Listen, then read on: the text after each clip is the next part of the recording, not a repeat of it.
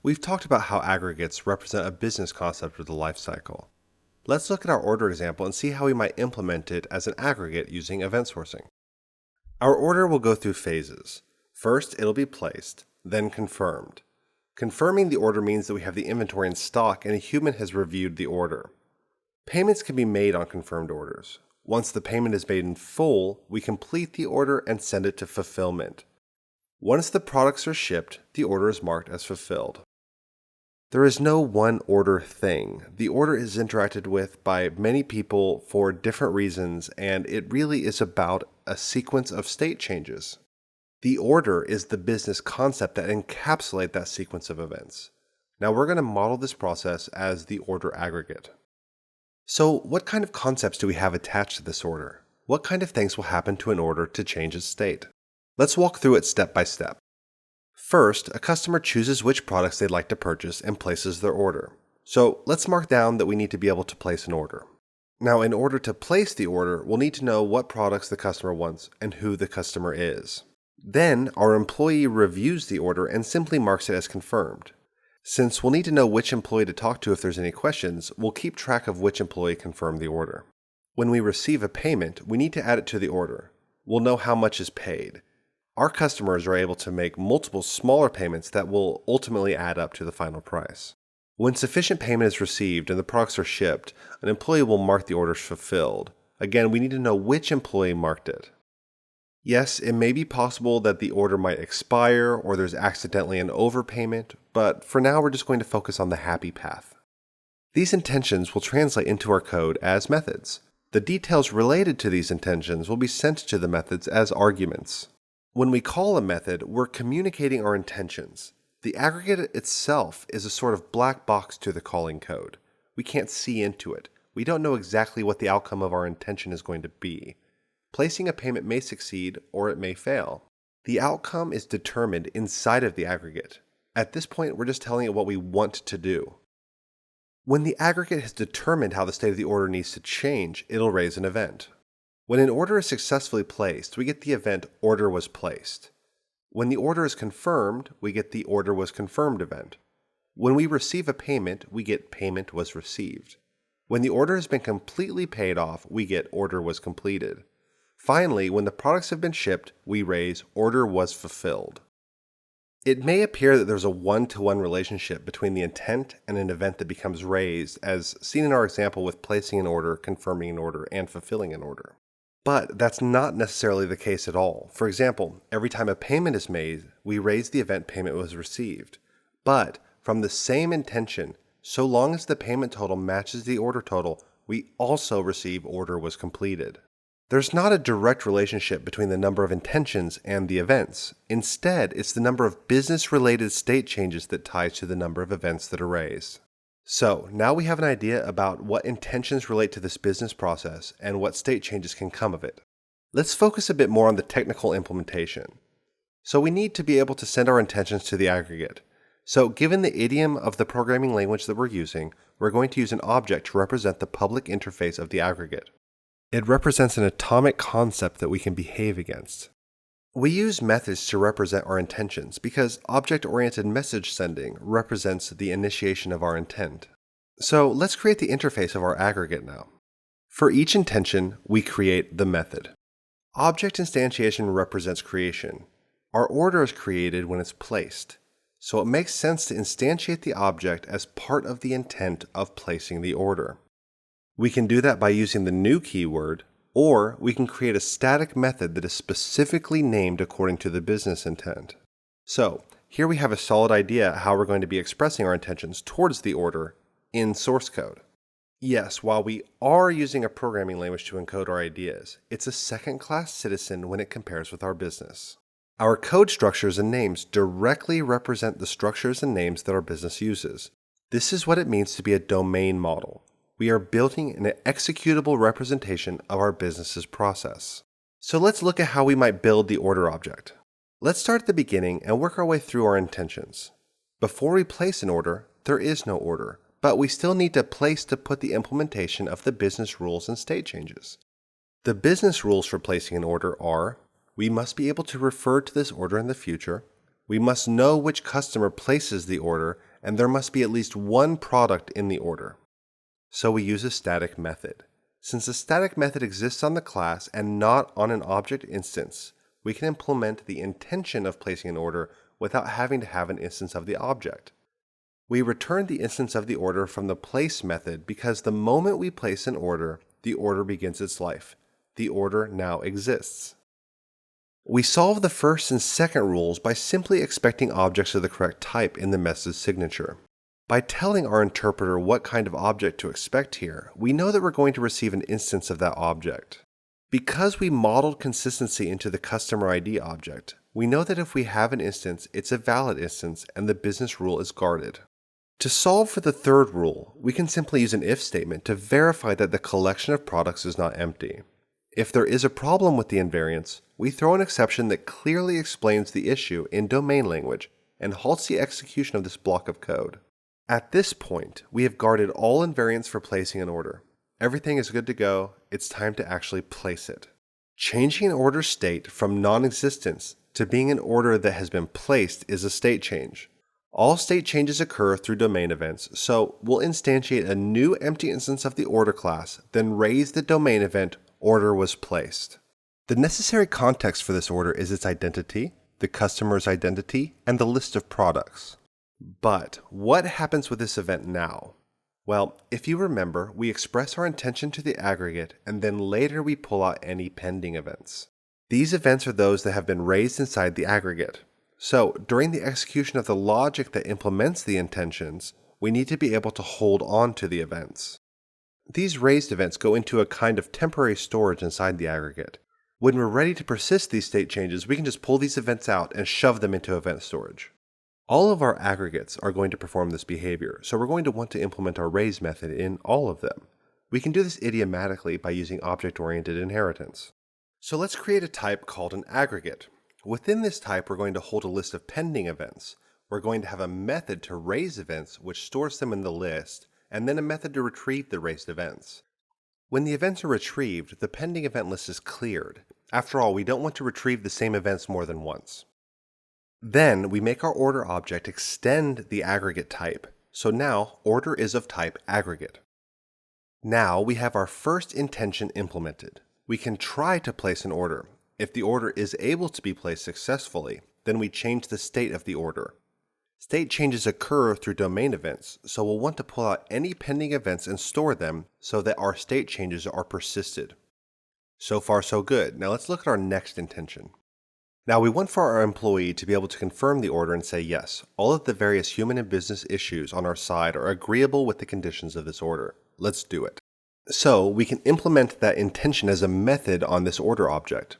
The business rules for this intention are, we must know which employee confirmed the order, and an order can only be confirmed once.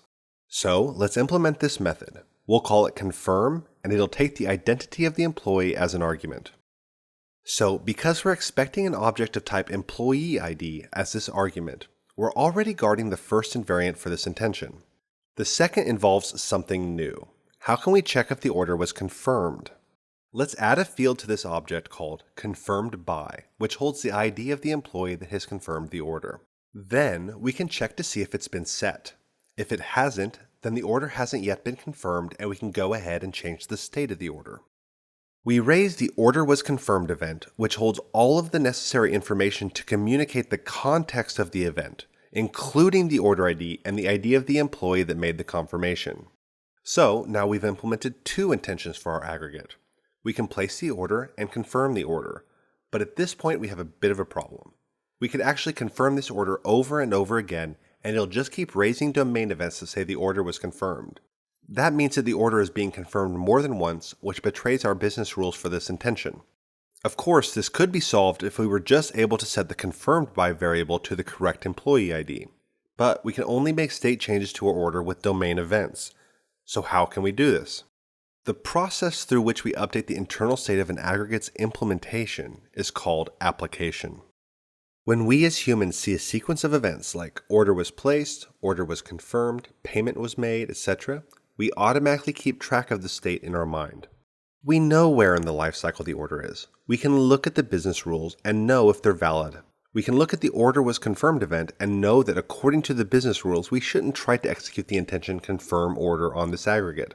But programming is the formalization of these ideas from our mind, our mental model, into an executable version of these ideas, our domain model. So we need to take these state transitions that we hold in our mind and actually apply them to the object-oriented implementation that we're building. So whenever we raise an event, we need to apply it to the state in a way that's useful for guarding business rules. Applying events to object state is a standard feature of aggregates. So let's head back into our aggregate class and add some behavior. First, when we raise an event, we aren't just holding it so that it can be persisted. We're also directly applying that event to the object's state. So let's add our apply method as an abstract method so that it'll be necessarily implemented by our aggregate. Our erase method immediately stores the event in the pending events list, then calls apply with the event itself as the argument. If we go back to our order aggregate, we can implement the apply method. The method will receive a domain event and then, based on a pattern match, based on which event is being applied, we'll execute a chunk of code that updates the state of the object so that it can do its job in guarding future invariants. In this case, we want to apply the order was confirmed event. So we switch on the event type, and if the type is correct, we set the confirmedBy field in the object to the employee's ID. Now we've done everything that we need in order to ensure that an order can't be confirmed twice. But there's a few things that can be improved here before we move on. For one, we want a default case for this pattern match. If the event is not found in the application, we want to throw an exception. In this way, it's much harder to have a bug where we raise an event but overlook its application. Also, we're going to need to know the ID of the order so that we can provide it as context for the domain events that we raise in this aggregate. So let's apply the state from order was placed. Okay, so that's two of our intentions successfully completed. We're guarding the business rules the whole way and updating our order state solely through the generation and application of domain events. Next up, we want to be able to receive payments. There are a few variants for the intention of making a payment. We receive a positive amount of money. A payment can only be made on a confirmed order, and a payment cannot be made if the order is completed, since orders only become completed once payment is received in full. So let's add a method called receivePayment that takes the amount of money being paid. For more information about how we're modeling money, refer to the episode on modeling with value objects. For the first invariant, we can ensure that it's an amount of money using the method signature, and we can ensure that it's a positive amount of money with a simple if check. If there's a problem, we throw an exception. For the second rule, we can check if the order was confirmed using the same algorithm that we used before. We'll check to see if confirmedBy has been set. Now, this can be done a number of other ways. We can have a boolean called wasConfirmed, or we could wrap this logic in a new method called isConfirmed, which hides away the implementation detail of this reference to an employee ID. But if the order has been confirmed, then we're fine to continue. Note that we're throwing very specific exceptions. All of these exceptions can be handled in different ways through try-catch blocks in a different layer of the application. They communicate a tremendous amount about what's happening. A simple exception logger will give you a large amount of detail, all written using domain language. Now, the third invariant requires that we add a bit of state to the object. Let's add a field called wasCompleted. It'll default to false. Once the order completes, we can apply the appropriate domain event and update wasCompleted to being true. We can guard the invariant with an if statement. If our intent to receive a payment makes it through the gauntlet of business rules, then the payment is successfully recorded. Let's raise the event payment was received. Then let's add payment was received to the apply method. We'll just leave it blank for now because we don't want to code anything that we might not need, so let's just move on. Now, we're definitely not done with this intention yet. If the total amount of the payments received equals the total cost of the products, then the order becomes completed. So how can we do this? Naturally, we'll have an if condition to check if the amounts are equal. If they are, then we'll raise the event order was completed. Now, to check if they're equal, we need two things. First, we need the total cost of the order. Second, we need the total amount of the payments that have been made. Let's start by figuring out the total cost of the order. In our case, the order's price is the sum of the order's individual product prices. So we add up all of the product amounts in the order, and that's the total price that needs to be paid. But we need a collection of products. So let's create a field called products. Now, how do we know which products are being ordered? Well, we have a product listing in our order was placed event. Let's go down to our orders application listing and update the behavior for applying order was placed. Here we can simply assign the event's product listing to the objects field. Now when we go to our receive payment method, we have the product's total costs. Then we just need to know how much was paid already. When we apply payment was received, then we can add the payment's amount to the total amount that was paid.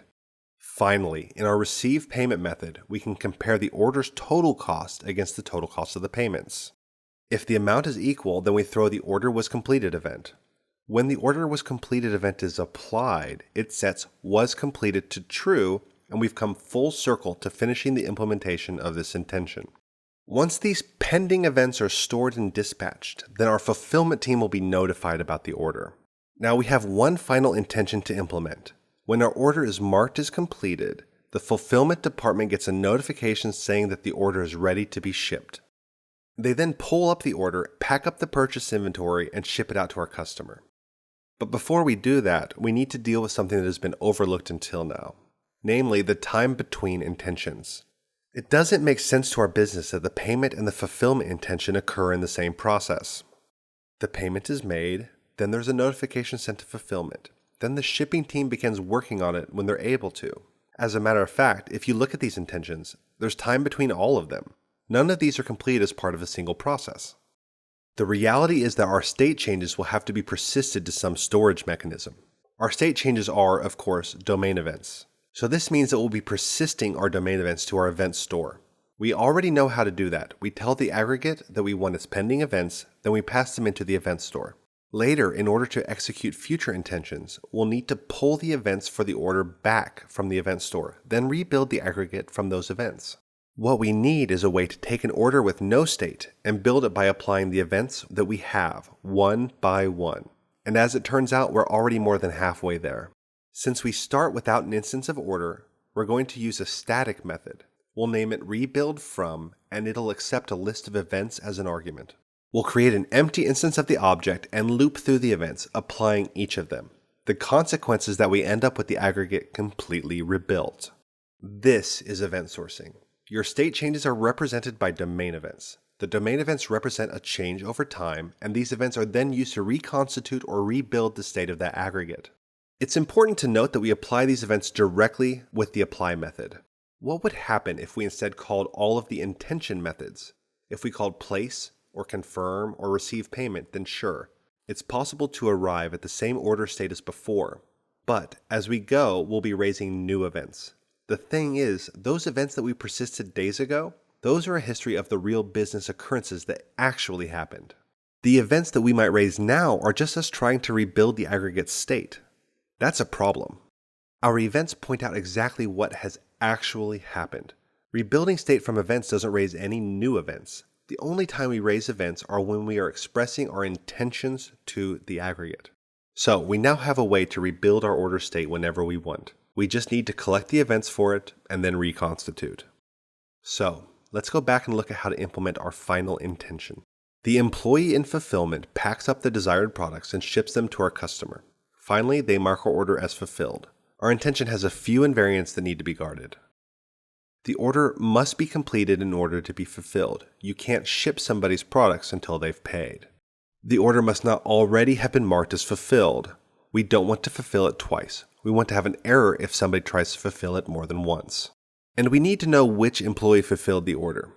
Our first invariant is basically already implemented. We can just check to see if the confirmedBy field has an employee identity. In order to know if the order is already marked as fulfilled, we need to know if it has been fulfilled yet. We haven't built this, but it looks like an identical problem to order confirmation. So we're going to go ahead and solve it the same way. We'll create a field called fulfilledBy and check if it was set. If not, then it hasn't been fulfilled yet. Our third invariant is that we need to know which employee marked the order as fulfilled. We can guard that by including the employee ID in the signature of the intention method. Because we're modeling with consistency, we don't need to add any additional logic. This is an idiomatic way to implement and express this need. Okay, so these invariants are guarded. Let's raise the event order was fulfilled. The event has all of the information necessary to understand the nature of its fulfillment. When we raise events, they immediately become applied to the aggregate. So let's go to our apply method and add a case for the order was fulfilled event. Earlier, we checked the field fulfilled by to determine if the order was already fulfilled. Here is where we need to set that field. In this way, the order was fulfilled event updates the state of the order, and it can no longer be confirmed, accept payments, become completed, or being marked as having been fulfilled again. Now, we're finished with this aggregate, and yes, while this is a somewhat simplified example, there's a tremendous amount of meaning encoded into our domain model. When we look at the public interface of the aggregate, we can learn many things about it. The aggregate represents the business concept of an order. We create the order from nothing by placing it. Placing an order requires knowing the customer, the products that they want to purchase, and how to reference this order in the future. The order is confirmed by an employee and occurs after it's been placed, which is identified by the fact that it requires an object and isn't a static method. Payments can be made on the order, and an employee fulfills the order. We choose to make as many business ideas explicit as possible in the domain model. Yes, we still have consequences of code, but everywhere that we can, we inject business meaning as a first-class citizen. Notice that we didn't bother to implement getters or even apply all of the potential data from the domain events. We implemented only what we needed so that we could avoid writing and maintaining code that isn't useful. We can always add more later. And if we compare our intentions to the public interface, you can see that they're met precisely. In addition, if you look at the domain events that the aggregate raises, you can understand the exact lifecycle that an order goes through. This is because an event's fundamental nature is to capture change over time. The last and probably most important point to be emphasized here is the distinction between modeling efforts that focus on schema and data and modeling that focuses on changes over time. Structural modeling is designing the domain model from a mental model while focusing on the current state of the system. Previous states are lost as soon as state change occurs. In situations in which you need a history of what happened, the current state is bent to include a log of a very specific kind of history that is determined by the developers at the time of writing. Developers could overlook certain types of data for any number of reasons, resulting in lost business opportunities. Temporal modeling is designing the domain model from a mental model with the focus on change over time. No data is ever lost because state is never overwritten. Current state is the result of an equation. To arrive at it, we programmatically process the events that bring us to the current moment. History is never lost since no state change can ever occur without domain events. The domain events by necessity must include enough information to be useful, and since we never overwrite or destroy domain events, we never lose data.